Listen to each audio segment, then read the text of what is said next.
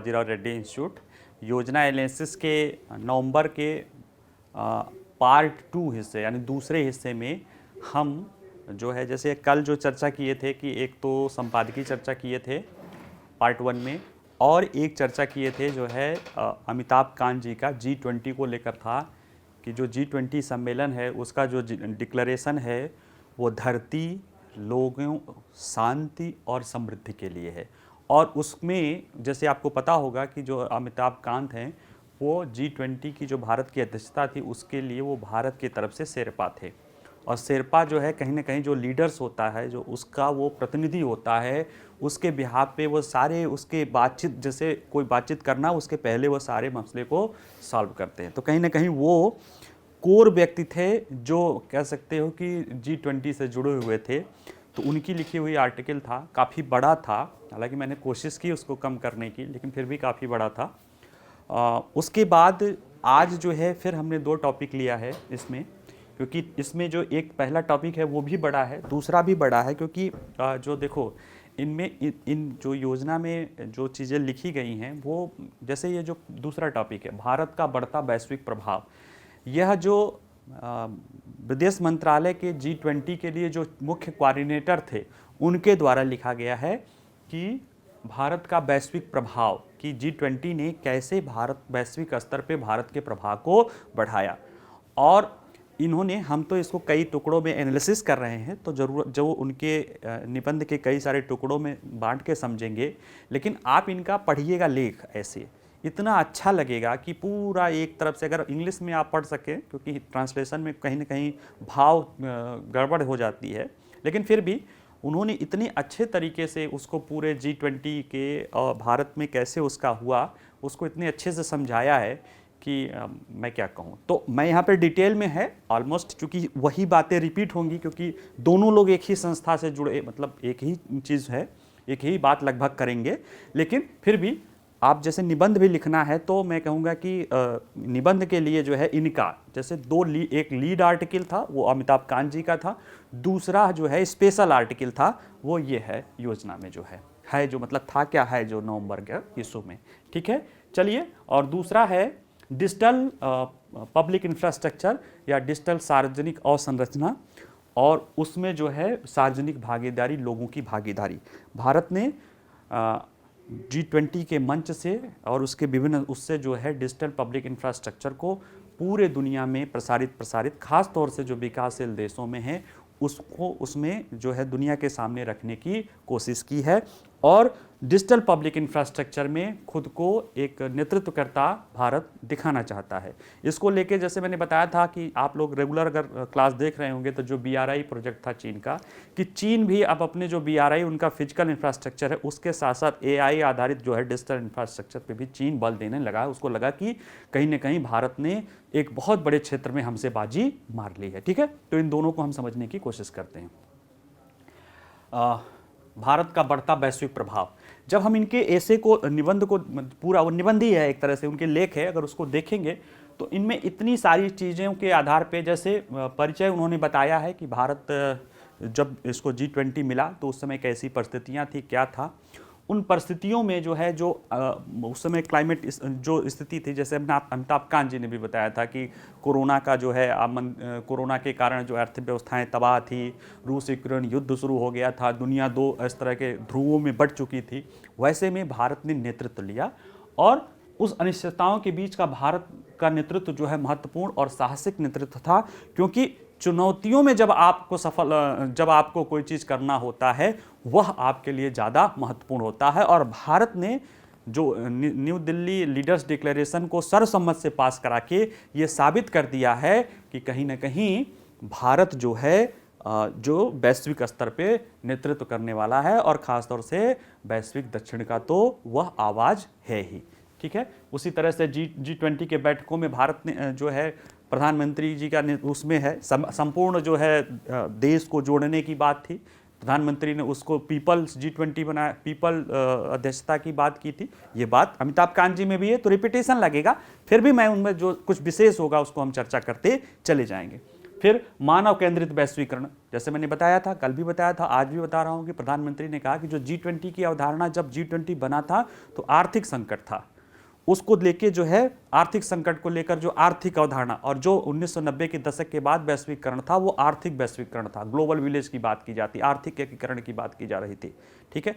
लेकिन जो वर्तमान समय है वह जो है कहीं ना कहीं मानव सभ्यता के समक्ष संकट उत्पन्न हो गया है कोरोना ने, और उस दौर में जो वैश्वीकरण की, जो आर्थिक वैश्वीकरण की कमियों को देख के जो है एक नवीन मानवीय दृष्टिकोण के आधार पर दुनिया को बनाने की जरूरत है। तो ऐसी विश्व व्यवस्था चाहिए जो मानव केंद्रित दृष्टिकोण हो, और वो व्यवस्था क्या है?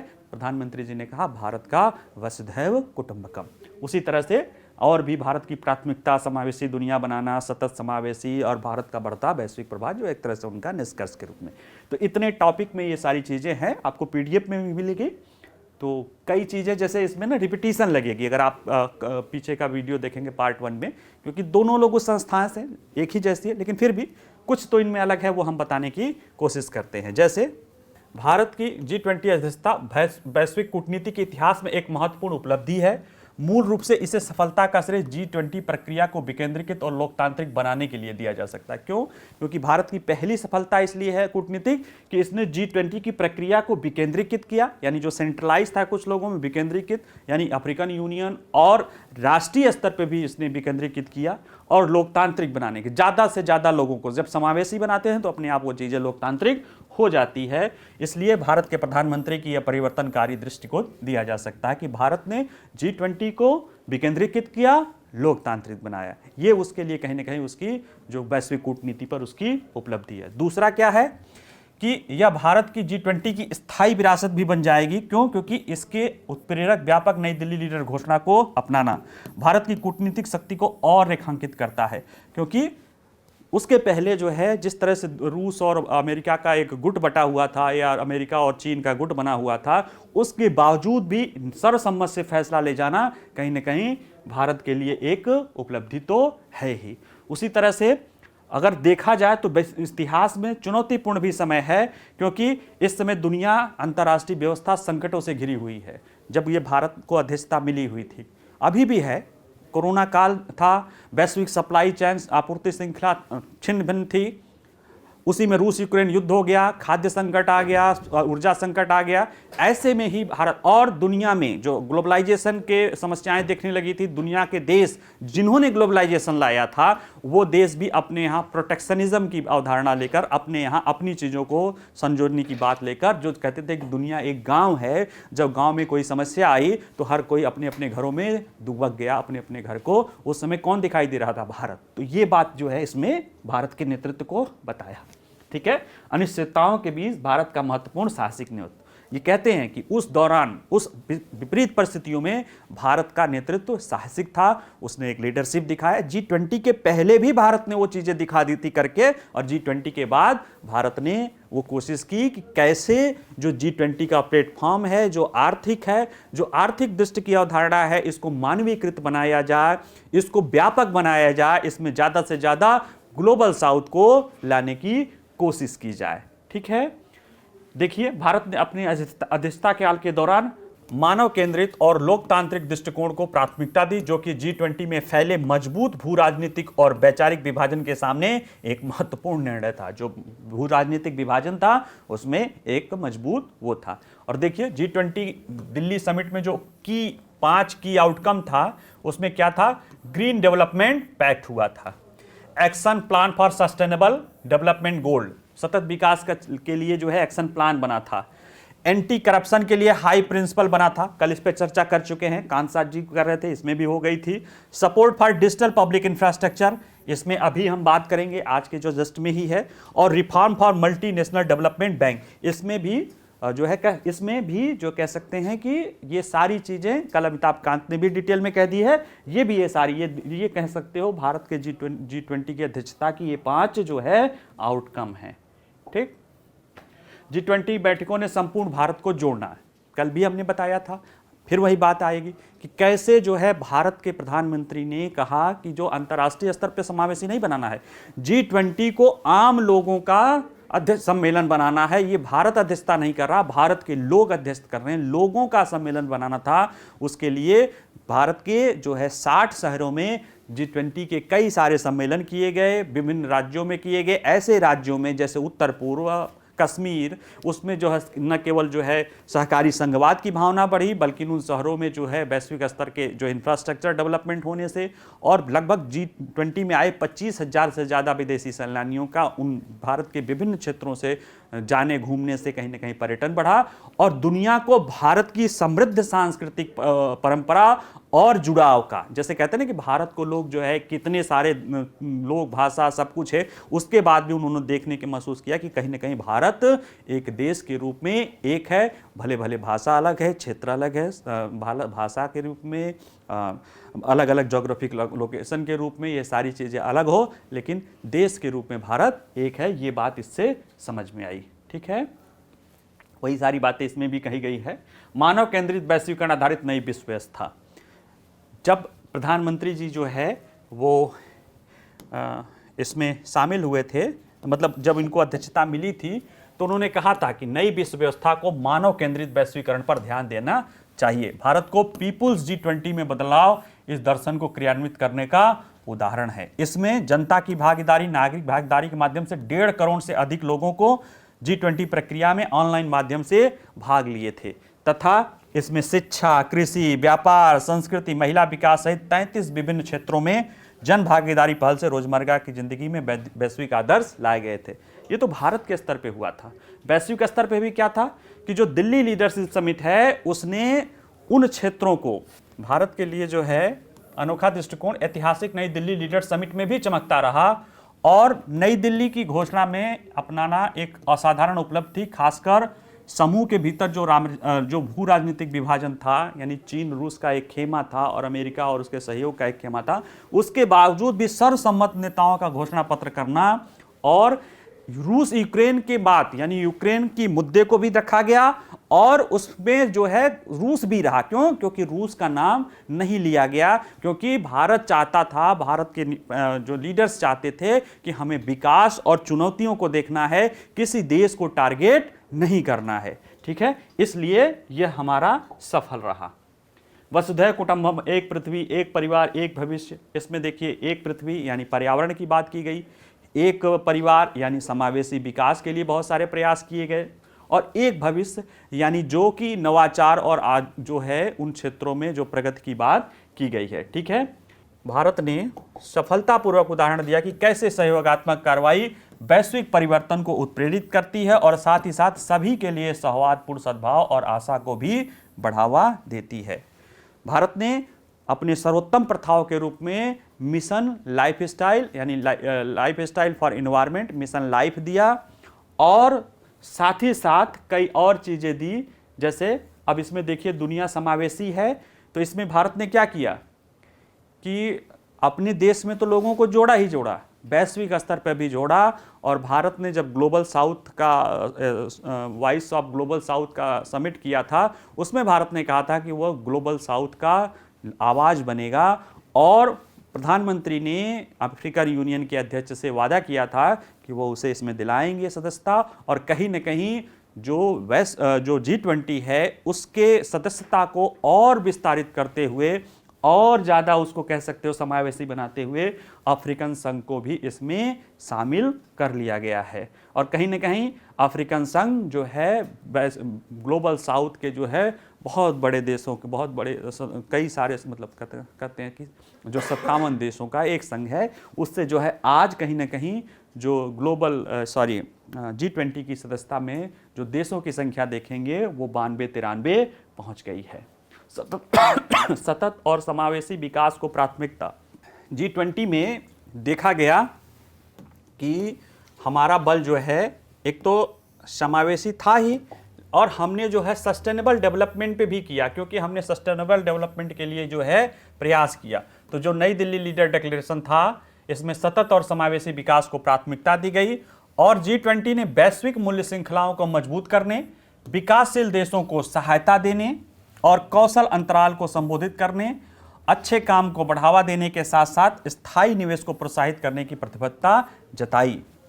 यहाँ पे ये बात कही गई कि कहीं नहीं, जैसे कल ही आप कांत जी वाला लेक्चर सुनेंगे तो उसमें ये चीज़ें हैं, इसलिए मैं यहाँ पे ज़्यादा डिटेल में वही चीज़ें सिर्फ रिपीट होती जाएगी, लेकिन चर्चा कर दे रहा हूँ कि इन्होंने वहाँ पे उन्होंने तथ्यों के साथ दिया है, इन्होंने उसको अपने ऐसे भाषाओं में कि G20 पे जो धीमी प्रगति हुई थी, जैसे उन्होंने बताया था कि कई सारे गोल जो है वो अभी 12% ही पाए गए हैं और 2015 के बाद जो गोल थी वो स्टैग्नेट हो गई है। यहाँ पे वो कह रहे हैं कि धीमी प्रगति को पहचाना और 2030 में एजेंडा में तेजी लाने के लिए कार्य योजना को अपनाया और सतत विकास के लिए मिशन लाइफ जो है आधारित किया। ठीक है, इसी तरह से G20 बाजार और अन्य प्राचीन अनाज अंतर्राष्ट्रीय अनुसंधान पहल महर्षि लाया जो है, जिसमें जो है कहीं ना कहीं मिलेट आदि ये जो इस तरह के जो मोटे अनाज है उसके लिए भी भारत ने किया। और एक जो महत्वपूर्ण जो भारत के प्रभाव से जो G20 के देशों ने जो है पर्यावरण को लेकर दिया, खासतौर से विकासशील देशों के लिए, कि जलवायु कार्रवाई में भारत के मजबूत नेतृत्व ने G20 के भीतर विकसित देशों से एक दृढ़ प्रतिबद्धता हासिल की कि यह आश्वस्त होते हुए कि वे 2023 से शुरू होते हुए 2020 से 25 तक सालाना $100 अरब प्रदान करने के अपने वादे को बरकरार रखेंगे। यानी जो इन्होंने 2020 से 25 तक का $100 अरब का सालाना प्रतिबद्धता जाहिर की थी, 2023 से वो उसको बरकरार रखेंगे। और इससे भारत की प्राथमिकताओं में बहुपक्षीय संस्थाओं में सुधार शामिल था। इस सब चीज़ों का क्या हुआ कि बहुपक्षीय विकास संस्थाओं में सुधार, वैश्विक ऋण में सुधार, समाधान, या इस तरह के जो विकसित देशों पर, ये सब किसके लिए था? ये सब जो है कहीं ना कहीं वैश्विक जो ग्लोबल साउथ के देश हैं उनके हितों को और उनकी आवाज़ को, जैसे भारत ने कहा था ना, मैं आवाज़ बनूंगा ग्लोबल साउथ का, तो एक तो अफ्रीकन यूनियन को लाया ही लाया, साथ ही भारत ने अपने नई दिल्ली डिक्लेरेशन में ये सारे पहलू कहीं ना कहीं, जैसे पर्यावरण है, जो बहुपक्षीय विकास संस्थाओं के ऋण है, जैसे कई सारे देश, श्रीलंका की हालत खराब है जो है, इस तरह के देशों में जहाँ पे बहुपक्षीय संस्थाओं को उनको ऋण देना चाहिए वो नहीं देते हैं, या उसमें भेदभाव होता है जो यूरोप के देशों के साथ और जो अन्य जो है ग्लोबल दक्षिण के देशों के साथ। ऐसे में ये भारत ने इन संस्थाओं में सुधार के लिए प्रयास किया था। ठीक है, अब इन सब चीजें हुई तो निश्चित रूप से भारत का वैश्विक प्रभाव बढ़ा। पहली बात, क्योंकि भारत ने जो है अपने को जो है किसी भी कह सकते हैं एक ग्रुप मान लो, वैश्विक दक्षिण यानी विकसित और विकासशील या उस तरह के आकांक्षी देशों का एक समूह, उसका लीडर नहीं कहा अपने को, उसकी आवाज कहा। ठीक है, उसका मित्र कहा। भारत ने अपने को जो ग्लोबल साउथ के देश हैं, जो दुनिया के देश हैं, उसका मित्र कहा, अपने को विश्व मित्र बोला, अपने को विश्व का लीडर नहीं बोला। ठीक है, गुरु बोला। गुरु क्या होता है? ज्ञान देता है, रास्ता दिखाता है। और भारत ने दिखाया कि कैसे इस जो समस्याओं के बावजूद आप कोरोना काल में या उस तरह के उसके बाद के संकट में कैसे, जैसे आज भारत की अर्थव्यवस्था दुनिया की सबसे बड़ी अर्थव्यवस्था में सबसे तेजी से विकसित होती अर्थव्यवस्था है। भारत स्वास्थ्य के क्षेत्र में, इंक्लूसिव गोल के क्षेत्र में, पर्यावरण के संरक्षण के क्षेत्र में, नवीकरण ऊर्जा के क्षेत्र में, अनेक ऐसे क्षेत्र हैं जो दुनिया के अनेक देशों को रास्ता दिखा रहा है। तो सिर्फ शब्दों से भी नहीं, कर्मों से भी भारत रास्ता दिखा रहा है। और जो लोग कहते हैं कि भारत का जो अप्रोच है, अगर वो भारत अपने को लीडरशिप स्टाइल ला रहा है, तो उसका अप्रोच जो है नज थ्योरी है, या लोगों को जो है वैचारिक रूप से प्रवाहित करने की है, कोर्सिवली नहीं होती है। भारत अपना कोर्सिव प्रभाव उन्हीं पर दिखाता है जो भारत को आंख दिखाते हैं। अदरवाइज भारत दुनिया के देशों को, खासतौर से दक्षिण के देशों को, उनकी आवाज बनता है, उनकी भावनाओं को समझता है। जैसे गांधी जी की लीडरशिप नहीं थी कि जो वैश्विक दक्षिण के देशों की मांग है उसी को ही भारत अपना व्यक्त करता है। ठीक है, ये सारी चीजों से जो है भारत ने कहीं पूरी दुनिया पर अपना प्रभाव डाला और एक ऐसा विरासत बना दिया। भारत ने एक अपने G20 के सम्मेलन में एक ऐसी विरासत बना दी जो आगे आने वाले समय में एक बहुत बड़ी उपलब्धि, एक चेंजिंग पॉइंट था कि G20 को अधिक समावेशी बना दिया।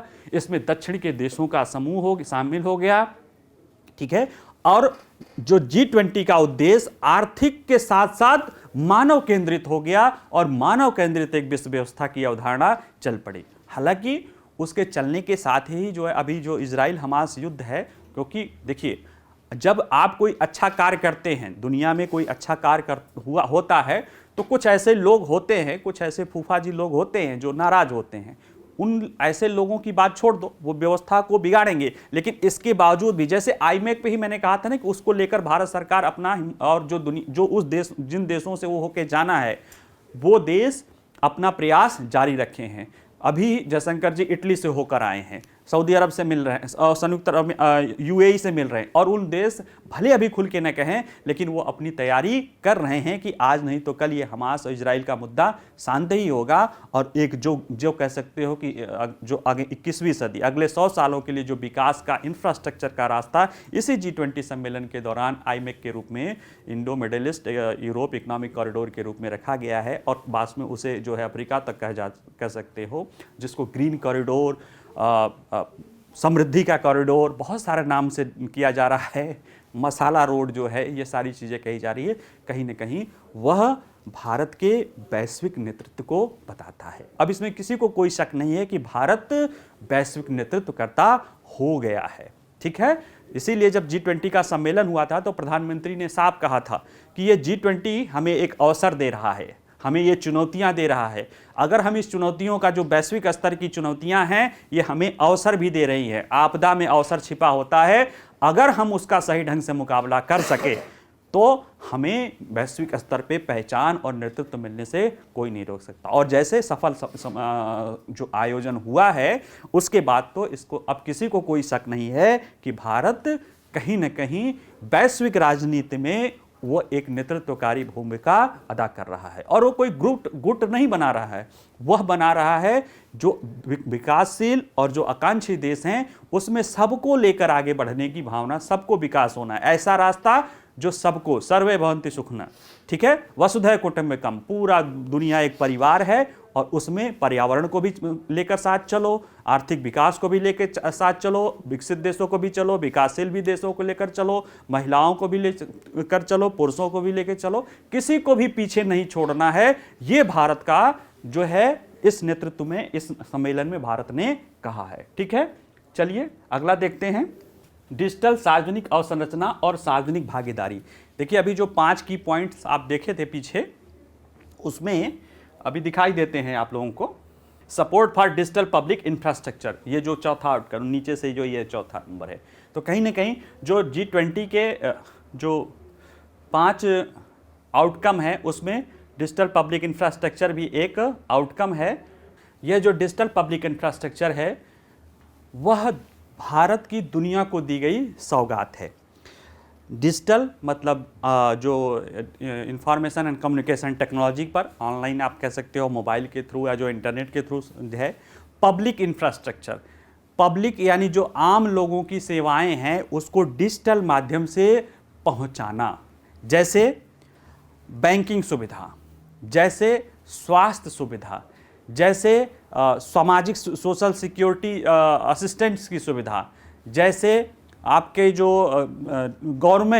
गवर्नेंस जो है आपके द्वार एक क्लिक पे, पेपर रहित गवर्नेंस, ठीक है। ऐसे बहुत सारे प्रयास हैं जिसमें कहीं ना कहीं भारत ने एक एकीकृत जो है डिजिटल माध्यम से उसको अपने लिए न केवल अपने यहाँ पे स्थापित किया, उससे बहुत सारे लोगों में फैलाने की कोशिश की, बल्कि उसको दुनिया के अन्य देशों में भी भारत ने प्रसारित करने की कोशिश की, और G20 को उसका प्रमुख जो है माध्यम बनाया दुनिया के अनेक देशों में यह अपनी डिजिटल पब्लिक इंफ्रास्ट्रक्चर को प्रसारित करने में, खास तौर से जो दुनिया के कमजोर और मध्यम आय वाले वर्ग हैं। हालांकि इसमें तो रुचि फ्रांस और ब्रिटेन और इस तरह के ऑस्ट्रेलिया जैसे देशों ने भी, जापान ने भी दिखाई है, लेकिन फिर भी भारत ने इसी सम्मेलन के दौरान एक संगठन बनाया था जो दुनिया के मध्यम और निम्न आय वर्ग वाले देशों में डिजिटल पब्लिक इंफ्रास्ट्रक्चर को आगे बढ़ाएगा, ठीक है। और इसमें जैसे हम इसको समझेंगे कि परिचय क्या है, डिजिटल पब्लिक इंफ्रास्ट्रक्चर क्या है, भारत में डिजिटल पब्लिक इंफ्रास्ट्रक्चर क्या है, सरकार से व्यक्ति कार्यक्रम एकीकृत भुगतान इंटरफेस इंडियन स्टैक क्या है, और इसको जरा हम जब समझें तो आइए शुरू करते हैं। जैसे परिचय, अभी आप लोग देख रहे होंगे ना कि जैसे आपने यूपीआई का नाम सुना होगा, जब कभी इसको लाने की बात थी कि सब ऑनलाइन पैसा प्राप्त करेगा, तो कुछ लोग काफ़ी पढ़े लिखे लोग जो है सत्ता प्रतिष्ठान के, वो हंसते थे कि भारत में कितने लोगों के पास जो है अकाउंट है, पैसा कैसे डायरेक्ट बैंक पे ट्रांसफर जाएगा, कैसे लोग जो है, कितने लोगों के पास फ़ोन है, कैसे लोग उसका इस्तेमाल करेंगे। आज स्थिति ये है कि जो बहुत मतलब कि कह सकते हो कि कोई ऐसा, शायद ही कोई ऐसा कार्य करने वाला व्यक्ति हो जो खास तौर से शहरों में, जिसके जो यूपीआई का इस्तेमाल न करता हो सकता है न करते हो, लेकिन कोई बहुत कम ही ऐसे लोग होंगे जो यूपीआई का इस्तेमाल न करते हों। और भारत में 53 करोड़ से ज़्यादा लोगों को जनधन अकाउंट मिल गया है। और आप सोच के देखिए कि ये जनधन अकाउंट जो जिस डिजिटल पब्लिक इंफ्रास्ट्रक्चर के आधार पर मिला है, अगर वो डिजिटल पब्लिक इंफ्रास्ट्रक्चर न रहती तो जितना अभी लोगों के पास अकाउंट है, अगर पुराने तरीके से, पुराने पब्लिक इंफ्रास्ट्रक्चर यानी पुराने स्तर से जैसे बैंकें काम करती हैं, अगर उस तरह से चलते तो 47 साल लग जाते उतना जनधन अकाउंट खोलने में। तो ये कहीं ना कहीं, या जैसे कोरोना काल में दुनिया बंद थी, लेकिन जो सोशल डायरेक्ट बेनिफिट ट्रांसफ़र है, जो सरकार महिलाओं के लिए पैसा दे रही थी, या जो गैस दे रही थी, जो इस तरह की सब्सिडी दे रही थी, या स्वास्थ्य के लिए जो कोविड ऐप, जो दुनिया, भारत में कह सकते हो, चीन को छोड़ दो, दुनिया का जो सबसे सफल या सबसे बड़ा आप कह सकते हो टीकाकरण अभियान इतने सुगमता से चला, उसमें कहीं ना कहीं कोविन ऐप या डिजिटल पब्लिक इंफ्रास्ट्रक्चर का योगदान था। ठीक है, तो जो भारत का डिजिटल पब्लिक इंफ्रास्ट्रक्चर है, इसी को भारत अब दुनिया में फैलाना चाहता है, बताना चाहता है कि जो हमारे पास बेहतर है वो अब दुनिया को समझना चाहिए। तो डिजिटल पब्लिक इंफ्रास्ट्रक्चर क्या है? देखिए, इसमें परिभाषाएं दी हुई हैं, आप उसको पढ़िएगा। मैं आपको सरल शब्दों में बताता हूं। जैसे सड़क होता है ना, जैसे पोर्ट है, जैसे रेलवे है, उसी तरह से रेलवे में क्या होता है, ज़्यादातर लोग आवागमन करते हैं। सड़क क्या होता है, आम लोग आवागमन करते हैं। जो पोर्ट होता है, आम जो है बहुत सारे माल सामान, यानी जो आम लोगों के हितों की चीज़ होती है, उनके लिए जो चीज़ें इस्तेमाल करती है, उसको पब्लिक इंफ्रास्ट्रक्चर बोलते हैं। उसमें भी फिजिकल पब्लिक इंफ्रास्ट्रक्चर। जब इसी तरह की सार्वजनिक सेवाएं डिजिटल माध्यम से बड़े पैमाने पर, यहां तक कि आबादी यानी पूरे देश के आबादी के पैमाने पर पहुंचाई जाती है, तो उस इंफ्रास्ट्रक्चर को कहते हैं डिजिटल पब्लिक इंफ्रास्ट्रक्चर। यानी आपने जो सार्वजनिक सेवाएं हैं, ऐसी सार्वजनिक सेवाएं जिसे ऑनलाइन या इंटरनेट के माध्यम से या मोबाइल डेटा के माध्यम से, डिजिटल माध्यम से पहुंचाया जा सकता है, उसको पहुंचाने को आपने जो है, जो ऑनलाइन है, उसको कह देते हैं डिजिटल पब्लिक इंफ्रास्ट्रक्चर। और ये भारत की नवीन अवधारणा है। इस तरह की जो है कहना, इसमें भारत लीडरशिप है। क्यों? क्योंकि भारत के पास इंडिया स्टैग है। इसी डिजिटल, जो इसके डिजिटल पब्लिक इंफ्रास्ट्रक्चर का आधार है, वो इंडिया स्टैग है। इंडिया स्टैग क्या है, अगर इसको हम समझें, बाकी ये सारी कहानी पढ़ते रहिएगा, उसमें जो मेन है इंडिया स्टैग, तो ये कह सकते हैं कि ये एक डिजिटल कोड है, जो इसके जरिए भारत अपने डिजिटल इंफ्रास्ट्रक्चर को एक्टिव रूप से, जो कह सकते हो कि क्रियान्वित करता है। उसमें 3 चीजें हैं। पहला, सही व्यक्ति की पहचान करना। जैसे आपको कोई डिजिटल आधार तक किसी को कोई सेवाएं देनी है, जैसे मुझे आपको कोई पैसा पहुंचाना है कि भाई कोई मेरा मित्र जा रहा है, उससे कहूंगा कि किसी को पैसा दे देना, या कुछ भी चिट्ठी दे देना, या दवा दे देना, तो उसके लिए सबसे पहले क्या जरूरत है, जिसको मैं दे रहा हूं उसकी सही पहचान हो, वो किसी और के तहत किसी और को ना चला जाए। पता चला मैंने दिया आपको, पहुंच किसी और गया, आपके दुश्मन को पहुंच गया। क्यों? क्योंकि आपकी पहचान सही सुनिश्चित नहीं हो सकी। इसलिए सबसे ज्यादा जरूरी डिजिटल पब्लिक इंफ्रास्ट्रक्चर में है पहचान की सुनिश्चित करना, आइडेंटिटी। यह आइडेंटिटी के लिए काम करता है भारत का आधार। ये यानी जो पहचान है वो डिजिटल पब्लिक इंफ्रास्ट्रक्चर या इंडिया स्टैक का जो है वो आधार है। और वो आधार मतलब UADI आधार जो है ना, बेस है, वो आधार DPI का बेस है, और वह जो है भारत का आधार इसको देता है। इससे होता है पहचान सुनिश्चित होना। अब पहचान हो गया, फिर क्या करना है कि हमें भुगतान करना है या सेवाएं पहुंचानी है। फिर पहचान हो जाता है, फिर डिजिटली माध्यम से हम उन चीज़ों को सेवाएं देते हैं। इसमें फिर कई सारी चीज़ें आती है, इसमें हेल्थ वाले आते हैं, इसमें एजुकेशन वाले आते हैं, इसमें बैंकिंग सिस्टम आते हैं। भुगतान मतलब जैसे जो जो सेवाएं दे रहे हैं, अगर हेल्थ वाला दे रहा है तो हेल्थ सेवाएं पहुंचाएगा, बैंकिंग सेक्टर है तो वो बैंकिंग देगा, ठीक है। तो फिर जब पहचान सुनिश्चित हो जाती है, फिर ये डिजिटली जो सेवाएं पहुंचा सकते हैं वो पहुंचाते हैं। और फिर इन सारी चीज़ों के लिए जब ये पहचान सुनिश्चित करोगे, सेवाएं सुनिश्चित करोगे, तो बहुत सारा डेटा जनरेट होगा। उस डेटा को सुरक्षित रखने के लिए, प्रबंधित रखने के लिए डिपोजिटरी या सिस्टम होना चाहिए। वो इसका तीसरा है डेटा प्रबंधन। इसके लिए data empower and protection architecture नामक एक संस्था लाई गई थी। तो यही इंडिया स्टैक भारत के डिजिटल पब्लिक इंफ्रास्ट्रक्चर का आधार है। इसी को यानी इसी इंडिया स्टैक या डिजिटल पब्लिक इंफ्रास्ट्रक्चर को भारत ने जो है क्या किया, इसके तहत जो है वो करना। जैसे देखिए यूपीआई में जो है अब तक 13 प्रमुख योजनाएं और 3 पर केंद्र सरकार जिसमें डीपीआई से जुड़ चुके हैं। और लाभार्थी कितने हैं? 32 लाभार्थियों को 32.23 ट्रिलियन रुपए यानी करीब इतना 320 खरब रुपए यहां तक सीधे ट्रांसफर हो गया है। किसके? यूपीआई के थ्रू। और अगस्त महीने में 10 अरब 586 करोड़ मतलब 10 अरब 58 करोड़ इतना यूपीआई ट्रांसफर हुआ है। तो कहीं ना कहीं इसकी क्षमता बताती है कि इतने सारे लोगों की पहचान की गई और उनको इतना सारे ट्रांजैक्शन में भी क्योंकि पहचान इतना सटीक रहती है कि कहीं कोई गड़बड़ी नहीं होती है। जब 120 करोड़ लोगों को टीका लगाना था, 3 डोज टीका लगाना था, तो अमेरिका जैसे देशों में कई लोगों को टीका लगा, कहीं क्योंकि उनके पास वो व्यवस्था नहीं थी। भारत ने बड़े आसानी से लगा दिया कि किसको पहला डोज लगा है, किसको कब सेकेंड डोज। क्यों? क्योंकि उनका कोविन ऐप उसी पहचान से जुड़ा था, उसी भुगतान से, यानी उसी जो सर्विस डिलीवरी से थी और एक डेटा रिपोजिटरी थी। ठीक है, इसी चीज को भारत जो है दुनिया के अन्य देशों में, जैसे देखें यूपीआई अब भारत को 11 देशों France, Singapore, Australia, Canada, Hong Kong, Oman, Qatar, UAE, इन सारे देशों में भारत अब इस पर आगे बढ़ रहा है कि इस तरह की संस्थाएं अगर दुनिया के और देश लाएं तो एक तो जो ट्रांजिशन कास्ट होती है, जो वैश्विक स्तर पे पैसे के लेन देन की, वह कम होगी और जो बहुत सारी सेवाएं हैं उसको आसानी से लोगों तक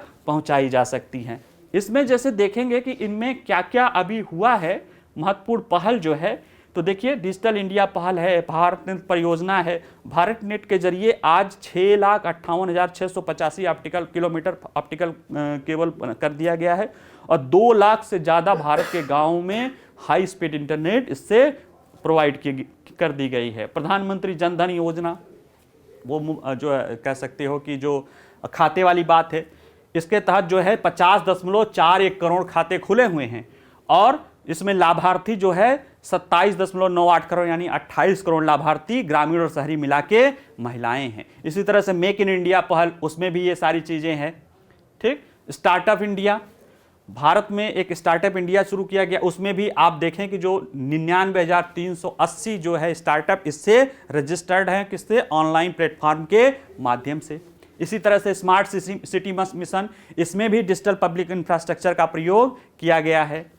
आधार, तो आप समझ ही रहे हैं कि आधार से में 1.38 बिलियन लोगों का आधार संख्या जनरेट हो चुकी है।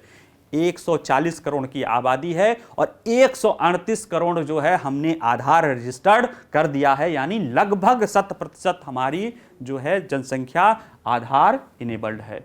उमंग और डिजी लॉकर, आप समझ ही रहे हैं कि कहीं जा रहे हो, पहले कागज लेके जाते थे अपना डीएल अपना इस तरह की चीजें, अब वो डिजी लॉकर आपकी वो चीजें है जिसमें डायरेक्ट जो पहले फोटो स्टेट या उस तरह फोटो नहीं, उसमें क्या है कि जो उससे आपका जो सर्विस प्रोवाइडर है, जो गवर्नमेंट का जो आपका डीएल दे रहा है, जो आपका आरसी दे रहा है, उसके द्वारा डायरेक्ट वहां आया जा रहा है, इसलिए उसको आईटी एक्ट में चेंज करके जो ओरिजिनल डॉक्यूमेंट्स है उसके समकक्ष बना दिया गया है। अब पेपर ले जाने की जरूरत नहीं है, अपने मोबाइल में डिजी लॉकर खोलिए, उसमें से वो सारा काम कर देगा जो आपका पेपर वाला काम करेगा। इसी तरह की जो है चीजें और भी, तो निष्कर्ष रूप से कह सकते हैं कि निश्चित रूप से जो डिजिटल पब्लिक इंफ्रास्ट्रक्चर है यह भारत के लिए तो बहुत महत्वपूर्ण है। भारत इसका प्रसार दुनिया के अन्य विकासशील और विकसित देशों में कर रहा है, खासतौर से मध्यम आय वर्ग और निम्न आय वर्ग के देशों में, ताकि जो इस सेवाओं के अभी उपस्थिति यानी इन सेवाओं को ज़्यादा से ज़्यादा लोगों तक प्रसार हो सके और सस्ते से सस्ते दर पे यानी सुलभता बढ़े और सस्ते से सस्ते दर पे लोगों को मिल सके, ताकि जो समावेशी विकास की प्रक्रिया है, जो वन फैमिली वाली विकास की प्रक्रिया है, जो वन फ्यूचर यानी ये फ्यूचर की चीजें हैं, वन फ्यूचर और वन फैमिली वाली जो विकास की प्रक्रिया है उसको अपनाया जा सके।